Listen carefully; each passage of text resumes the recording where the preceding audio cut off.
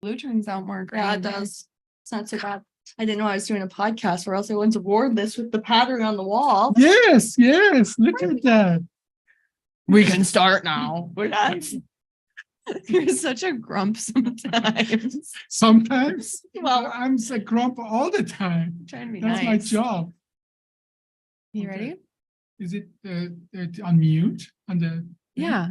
Otherwise, do you you would hear hear all yourself? that. See how we're moving around and okay, feel free. I am feeling free. No, it's not. Oh, do you hear? Do you Doesn't hear your matter. voice coming Doesn't up? matter. It's internally still. Okay, so grumpy, go. I need to gain my composure. Looking at Alyssa's not helping. what? Ready? Yeah. You see, we all have lots of fun. If you haven't noticed that. Hi, guys. Thanks for joining. This is Essence of Medicine. Today, we're going to be talking about medical ethics. I'm Amanda. I'm Alyssa. And I'm Dr. Abbasi, and this has very much relevant to everyday activity in the medical field, but as well, as a patient, listen to this because this will have impact on your immediate medical care. You will encounter this in your lifetime, what we are going to talk about. We in medicine, we get really especially in the specialized disciplines to treat pathologies. As a matter of fact, often we see patient as a pathology. We don't see a person. We have to work on that to see the patient as an individual with a problem. We see just the problem, and we are good at fixing that. Like, imagine even a few hundred years ago, even 100 years ago, many of the trivial diseases that are trivial today would be deadly. Today, you don't die of appendicitis. You don't die of a broken bone. You don't die if somebody stabs you. Most of the time, you don't die of it. All of that, you would die even 100 years ago. So we are good on the technical side. But medicine is more about just the technical side. It's about the dealing with a person, with a human being, and considering all the aspects of the contact, exposure, and we don't learn that a lot in medicine. Especially we in the specialty, it is like you put bunch of people, bunch of robots to do a robot job very well, and take lots of other aspects of the treatment out of the education. Now, Alyssa, you went to PA school. I did. Tell me, what did you learn about the medical ethic in your PA school? I'm actually kind of happy you brought that up because we saw a big change on medical ethics when we started to go to school, as we had a club that put forth effort to bring in medical ethics because we were a big evidence-based medicine school. So when it came to medical ethics, we took a big toll on seeing that from a holistic view of a person. They taught us the basics of the science and the biology and the medical, kind of what we had talked about. And then they learned how we can take that and effectively give that to a person that is, like we said, morally not treating everyone with the same textbook answer, being able to listen and adapt based on what they feel is best as well. So in your practice, you summed it up that, it's a very broad, medical ethic is very broad. We won't be able to cover it today. No. I want to cover a very specific kind of medical ethic today, because it happened to me 3 times today. Today's clinic was the shortest. I had clinic 2 days ago, and I saw lots of patients, and we had lots. Every day I have a clinic, I see something like that. And the specific aspect of the medical ethic I want to address today is that a patient comes to you and opens up the conversation about all the things that other doctors have done wrong to him. This is the very specific question in the medical ethic, as everybody wants to be a hero, right? And so everybody wants to say, the joke is that if you bring a contractor to your house, first thing he does is all the things that other contractor did wrong. Mhm. That is, then you will be the hero. You will, even more, sometimes the patient comes specifically looking for a fault because realistically, we know medicine is statistic. Mhm. If anybody who can save everybody is either a lawyer, a liar, or a magician, not a physician. Right. So, but even the best surgery that has 95% success rate has 5% not success rate. Now, what happens to that 5%? These are naturally unhappy patients, and it is in our nature to look for a fault. Mhm. So those patients, they go from doctor to doctor, and they complain because they are not better. And then, and I get many of those patients. There's, as a matter of fact, there's not a day that I get handful of those patients who all the other surgeon and so on couldn't help them, Mhm. and they are naturally looking for a fault. And every surgeon gets that. It doesn't matter where you are, where you practice, what your success rate is. The question is the specific, what we are going to address today, how to deal with that situation. What is the ethical way and what's the unethical way to deal with that group of patients? Now, patient came to me today angry and telling that the other surgeon did a two-level A-lift, meaning open up the belly, going through the front. And right after the surgery, that is what patient is reporting to me, that he could walk before, he couldn't walk now. Everything was wrong. And that surgeon, everything that surgeon did wrong. And looking for me to affirm that everything that the other surgeon did was wrong. Now, you will, once you start, seeing the patient, you will automatically see that, and you want to be patient's hero. It's hard to resist the urge to say, "Oh yeah, that was wrong," that, and so on and so forth, and they sort of lead you to that as well. So, let's forget about the medicine. Amanda, I want you have a very good, human level interaction with lots of people. Let's get it to your friends and so on. And I know that you have lots of friends in your age group, and I know that from lots of things that you told me, and even though I wasn't interested at that time to listen to all the complaints and so on, that they fight each other, and then there's a friction, and then one blames the other. They come to you, and then they confine that to you, that what the other person did wrong. In that situation, let's forget about the medicine. What do you think? What's the right way and what is the wrong way? And one of your friends says all the things that another person did wrong. What's the right way and what's the wrong way? What do you think? Well, you should always acknowledge the person who's hurt, acknowledge their feelings, and say, like, even if you don't want to necessarily say that your other friend was in the wrong, you could say, like, yeah, I can see that you're hurt by that, or I can see that that made you feel uncomfortable. You can phrase that in a way that's not putting the blame on the other person by saying, I have a friend named Yana and a friend named Anna, so I'm just going to use them. I'm just going to use them as examples to make it easier.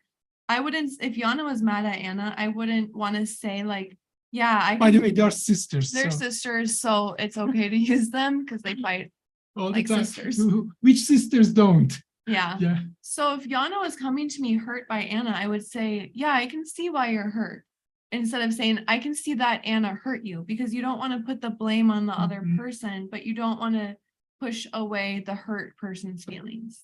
Okay, you practically summarize the medical ethic there.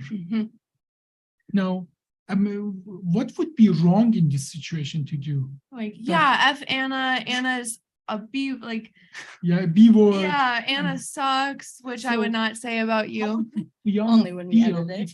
If you aggravate her in that, and Yana is angry already. She gets angrier and angrier. You have to de-escalate the situation. You're escalating. What is the mental status of Yana when Yana comes to you and says, probably seeing red. She's like, you take a bad situation and you're limiting everything else, and you're escalating that person, and you're making an angry person even angrier.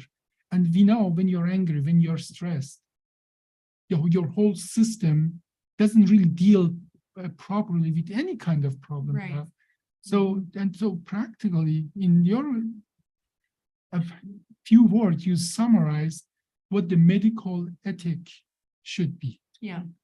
meaning that, so Alyssa, what should I not do in a situation like that? You should not place blame on other physicians, healthcare providers without understanding the whole story, or in general, you should not. Now, I wouldn't be able to Yeah. understand their situation because to be able to be decide what they decide, I have to see the patient back Mhm. in the time, look at all the films, this happening every day in my clinic.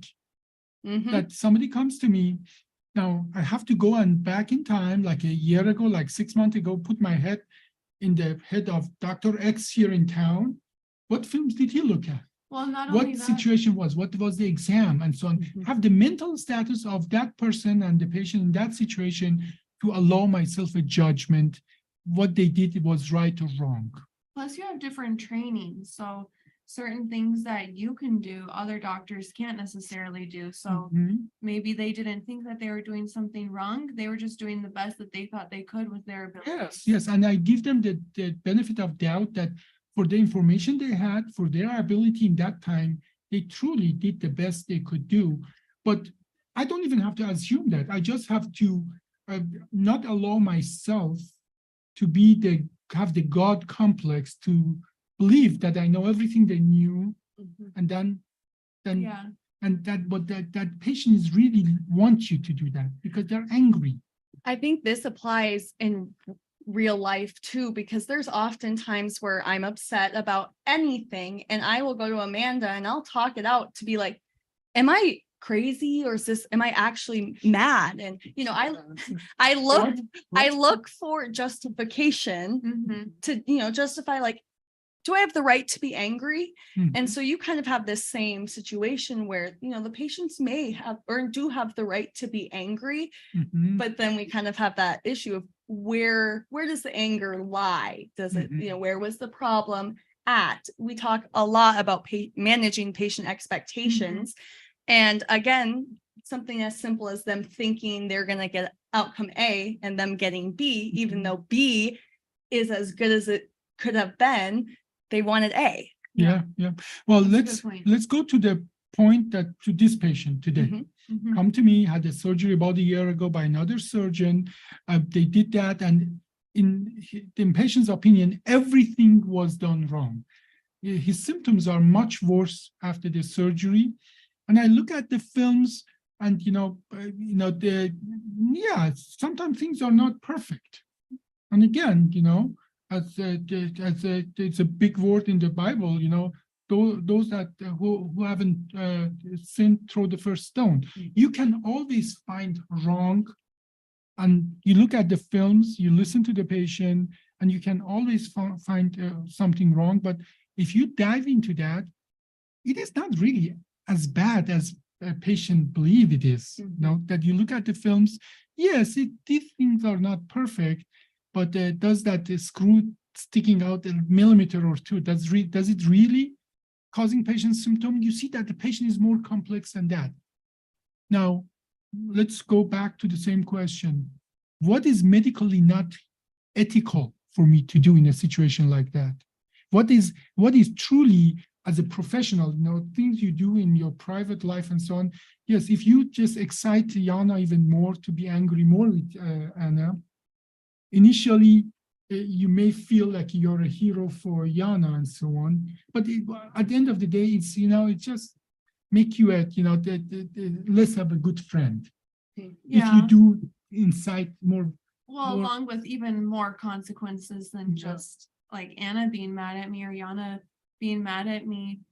At the end of the day, like, I don't know what happened totally with Anna or totally with Yana, but if I excite Yana, now she's probably going to tell she's going to tell Brittany and Elena, like, Anna did this. And now basically Anna's reputation is ruined. Yeah, well, at least temporarily, until the truth has its own way to come out and so on. But on the professional level, this is actually, in my opinion, a negligent to make the patient even more angry. Mhm. He's already angry. He's already, the tunnel vision about everything. And then I would go and tell them all the things the other surgeon did wrong. Is that the reason? Is that my job to? So No, and it doesn't accomplish any goals either, not for patient, and that's what it's about. or no? for you. I'm not, well, Like, it's it's not about the gonna make- patient. Yeah, It's about the patient. I think the ethical thing is in that situation, let's say, and that happens as well. We are human. We doctors are human, and I can tell you, every week, many people who are not happy with their care in this town, they cancel their appointment with other surgeon. They come to me. It happens every single day, many times. And they come to me. What do they come to me for? Are they coming to me for the legal advice? Are they coming to me for emotional support, or are they coming to me for me to help their medical problem? Now let's put the patient in the middle of this care. Mhm. What is it? What is my job to do for that patient? To help them to feel better. Now, let's say some surgeon, nobody's perfect, has done something even wrong. Now, does pointing to that is going to make the patient care any better? no. It's just going to, consolidate their anger, and like same with Yana and Anna, and that would be ethically irresponsible of me Mhm. to do that. Mhm. And the same way, that they come to me to take care of their medical problem. It's and so what I'm going to tell you what I do in a situation like that, and what's the better way to deal with that. And as you said, I acknowledge that they are angry, and I acknowledge that they are in pain, and I say, and I repeat that again and again. I understand you are in a difficult situation, but let me concentrate on how I can help you. Mhm. Sometimes they go back and say, but he did wrong, right? But that was wrong. And so I'm saying, I don't know that the situation. I haven't seen the pictures, and it would be really not ethically correct. I say that word, ethically correct of me to make a judgment on the situation that was very specific. But let me help you. Let me see how I can help you from here on. And then I concentrate on the medical situation. So what I'm getting at, if you go to a surgeon, literally, or a doctor, and the way they proliferate their care to you is saying how wrong other surgeons are, stand up and run. Because if that doctor has only one way to show you how good of a doctor he is by pointing how bad all the others are, you can hear how bad others are from your friends or from your lawyer and so on and so forth. Don't go to a doctor for emotional support in that regard, in the pointing. That sort of proves to you that doctor is not ethical. Yeah, also, it's something that I say with my friends, that when someone is like a consistent negative speaker of other people, usually there's a reason for that, whether it's like maybe insecurity or they're feeling bad about themselves. They try and have other people feel bad about themselves, or have other people see those individuals that they're insecure over as worse than them. So you talk bad about them for that reason. Yeah, and very good point. And Alyssa, you are young into medicine, but for a long time I didn't understand why I would lose my medical license if I get caught drunk driving. Care to patient and driving drunk, these are two different events. I mean, you don't lose your license to do these lots of jobs. You don't lose your license. But in medicine, if I get caught drunk, why do you think it is that we are so at such a high standard? You're just held to a higher level than the average person. And we talked a lot about power. And I think a lot of that has to do with, no matter what little letters you have besides your name, and you went to school and you got that title, and that holds that power, and that alone, it doesn't take a lot to convince most people. Mhm. But when you put someone in power and then you say those same things, like you instantly, it means more. I trust you more. Mhm. So when you're put in positions such as, You're a breaking the person of law. trust. Yep. You're a person of trust. You're the person that patient comes and take all their clothes off Hmm. and shows us everything. But we are the person who a mother give us their children, and we cut them open and put them back together. We are held on a different standards than most of people. Now, imagine that person of higher standard start the conversation about talking how wrong all the other doctors who are measured to the same standards are. Hmm. I think that is practically a gauge. It should go to the A red flag. Yeah. red Yep. flag and tell you about that. This person is not just talking about one another surgeon, that thing. Mhm. He's not concentrating on your care. He's concentrating to appear better than the others by pointing all the wrongs on the others. And there are few the other red flags that you should look for. Like if somebody a surgeon get offensive if you tell them that you're seeking other opinions. Mhm. And they get offensive and no, then what are you doing? Defensive, yeah, defensive, and what are you doing then here with me? Yeah. What do you want from me?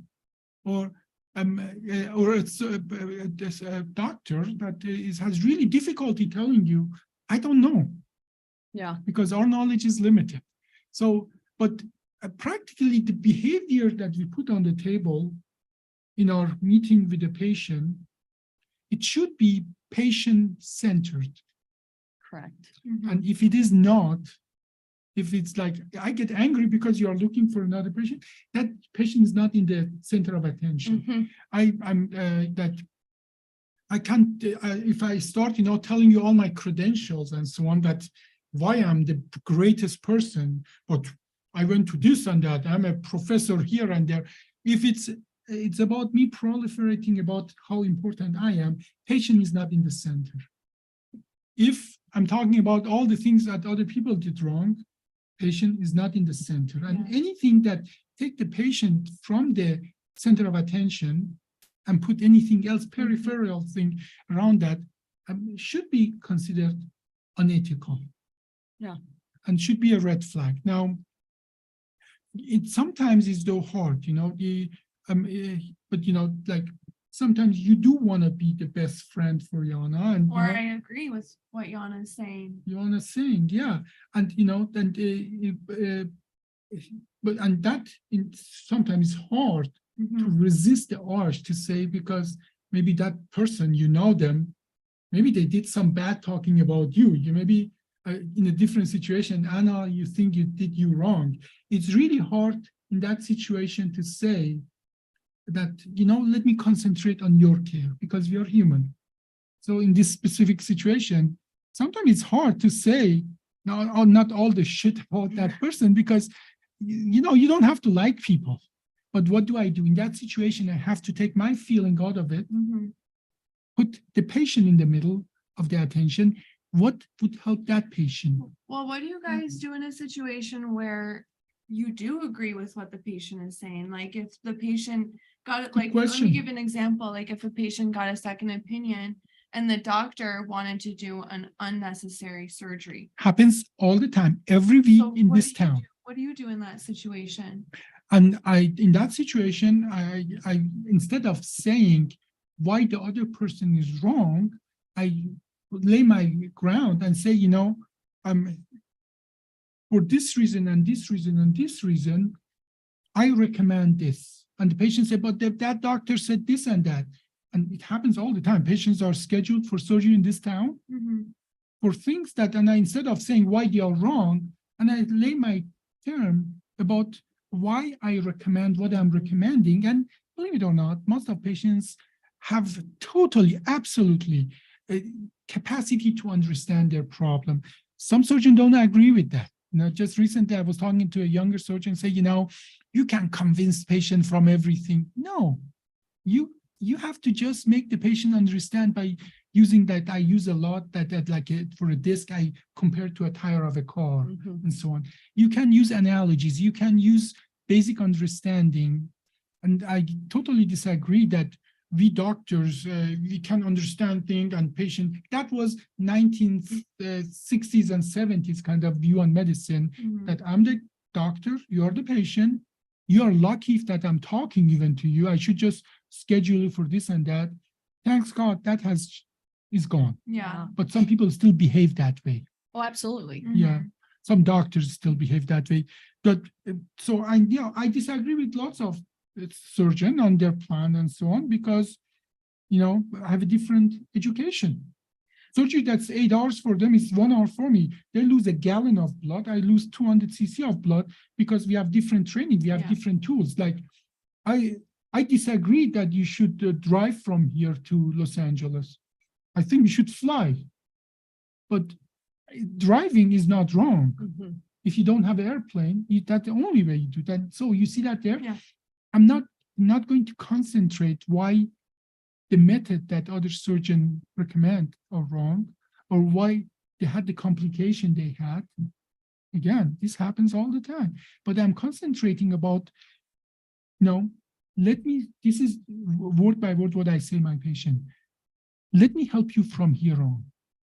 Let's concentrate on the future and how I can help you. Now, but this is what the impact of this on you, if you are listening to that, is for a second, when you go to a doctor, if you have a similar situation, listen to how they react to you. Like you have what you mentioned, like you have a friend that all she does all the time complaining about other people and putting other people in a bad light. Yeah. Or you have another friend that try always to be positive about the whole environment. Now, what do you think what that friend will do when he's talking to other people about you? Very same, very same. If they're talking negative about everybody, they're going to talk negative about you. That is their personality. So in a situation like that, that surgeon, that doctor talking more about themselves than about anybody else. I think you had pointed out when you said that you just basically present them with, your recommendation and why. I think that's a great point that we need to say, like a red flag is when your doctors start to try and sell you or, convince you. Because I definitely had appointments where I felt like a car salesman, that they, I wanted this or this sounded right to me, but for whatever reason, not everything's money motivated, but for whatever reason, I think medicine has turned a lot into a business. Yeah. And it's really easy for people to get taken away with, oh, well, if I do this or say this, or I convince them smile this way, then my numbers are going to go up. Everybody's going to be happy with me and I'm going to be successful. That's a really good point, Alyssa, because I've always felt like ethics are carried throughout different situations. So if you have kind of like a low ethics scale when it comes to talking about other people, you probably have a low ethics scale when it comes to other things. And you're willing to do maybe a little bit, like you said, something non-ethical. Yeah. And you know what? I think the most important for us doctor is to understand that we are human, to understand our own biases. Like, I said, like, even those biases goes both ways, negative and positive. I really have a difficulty to tell a patient I cannot help them. It's just hard for me. I want to, just bend backward, do impossible sometimes. But in those, so this sound like a good thing, right? That I really I cannot send a patient out without trying to help them. But sometimes good intention as well can result in bad results, because then you try to do things that are not realistic. So by knowing your biases, you build your biases in your decision-making process. Like, we have these protocols. We have these protocols that certain thing has to be done before we do surgery. So I sort of displace that decision-making process out of my biased brain. Like, my scheduler will not schedule a patient if certain things are not done. Mhm. Like one of our thing is that very few people do that. One of our protocols is that I have to personally tell the patient, encourage them strongly to get a second opinion. Mhm. If I don't check that I did that, Mhm. my scheduler will not schedule the patient.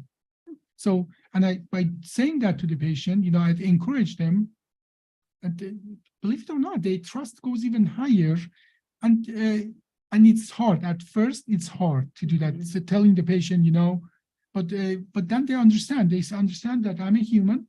This is my opinion based on the information I have, but I'm bringing them your humanity. That Mhm. listen to another surgeon. I don't feel offended that you encourage them to do that. But knowing that that's a hard thing to do, you put protocols in place, you put instances in place that you take your own biases out of it. So Sure. this was a very short, actually, conversation about medical ethics, but I think we should continue this conversation. Yeah. Because again, I cannot emphasize how important it is in your actual care, because you will meet those people. It does not have much impact if you meet them in a supermarket or grocery store. But if it goes around somebody who's going to cut you open, take a brain tumor out of your head, or your spinal, cut open your spine and spinal cord and expose it, it is at the same level. Do you want somebody who's drunk often and they get caught, do that surgery for you? No, You want I somebody want who- reliable. reliable, a good person. You want to have a higher ethical standard for to help you. And in the moment, you might be just angry, and that person appease your anger and so on. But in the long run, I think that's a recipe for losing. Yeah. Well, and this is just not in only medical field. I think you just emphasize that how important as well that is in our rest of our life. I think Yeah. it's everywhere. Go hand in Yeah. hand, yeah. So Well, next we are going to be talking about our protocols, our multidimensional protocols. yeah, and we are going to have our all advanced practitioners here, and we are going to sit down and go over those protocols and talk about the joke in the medicine spine is that you bring a case to 5 spine surgeon, one case to 5 spine surgeon, and walk away with 7 opinions. Yeah. Now, one of the sad thing about the spine is that it's not as standardized as people think. As a matter of fact, they did a study that made me very sad. That what the care you get for your spine problem has the most indicator of what treatment you will get is who you meet first. If you meet an interventionalist, anesthesiologist, chiropractor, physical therapist, spine surgeon, and in spine surgeon, what kind of spine surgeon with what background you get, that determines more than anything else. You would think your pathology would determine that, but that's so wrong. And our protocols are exactly to get our biases out of it. So it has a connection to this meeting, but we'll talk about it in 2:30. Yep. Yep. 2:30. Okay, well, Thanks for watching, guys. Have a safe week. Have a safe day. and for instance, this is Dr.